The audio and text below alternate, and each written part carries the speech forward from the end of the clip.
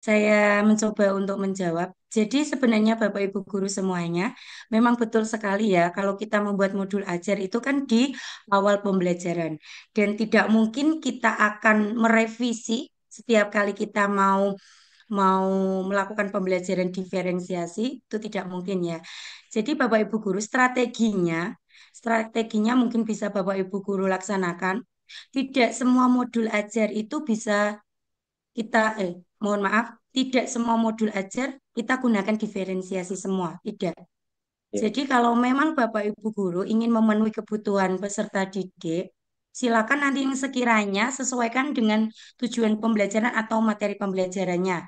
Kita susun, kita sudah mengatur strategi dulu. Mungkin misalnya kalau di kelas 7 semester awal ini ada beberapa materi. Oh, saya ingin nanti menerapkan pembelajaran berdiferensiasi misalnya pada saat materi bab 1 atau bab 2 misalnya. Silakan dibuat di awal tahun ajaran, silakan. Nah, ketika misalnya saya tidak berencana untuk membuat modul ajar berdiferensiasi, tetapi mohon maaf, misalnya ada supervisi ataupun lainnya yang diharuskan untuk menggunakan diferensiasi, ya kita terpaksa membuat lagi ya Bapak Ibu guru, cuma untuk satu pertemuan. Jadi intinya fleksibel Bapak Ibu guru. Kalau memang kita ingin memenuhi kebutuhan anak berdasarkan perbedaan beragam, silakan dibuat modul ajar berdiferensiasi di awal tahun ajaran dengan ya. ketentuan modul ajar berdiferensiasi. Beberapa materi silakan nanti pada saat kita praktek kita laksanakan. Tetapi kalau misalnya saya sudah membuat modul ajar berdiferensiasi di tengah perjalanan sekiranya kok tidak sesuai karena asesmennya ada yang berubah misalnya awal. Nah, karena modul ajar itu apa ya kembangan dari RPP namanya rencana ya Bapak Ibu. Namanya rencana itu kan memang tidak serta-merta harus sama seperti rencana. Kalau memang rencana kita A, ternyata pelaksanaannya B, ya sudah, nggak apa-apa karena memang itu rencana.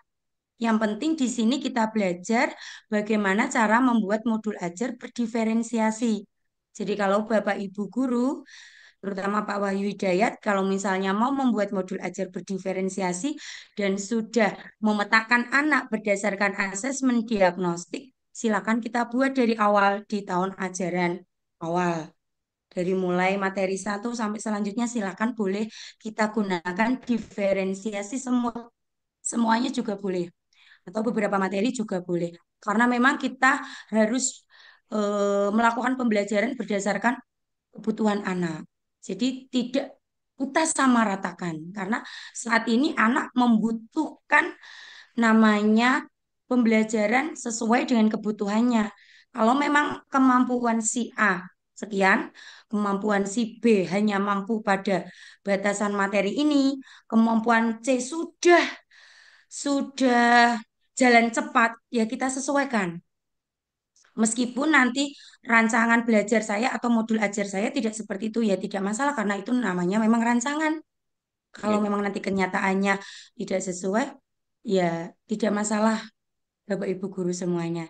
Ya yang penting dalam hal ini kita belajar membuat diferensiasi, modul ajar diferensiasi sesuai dengan kebutuhan peserta kita atau kebutuhan murid kita. Begitu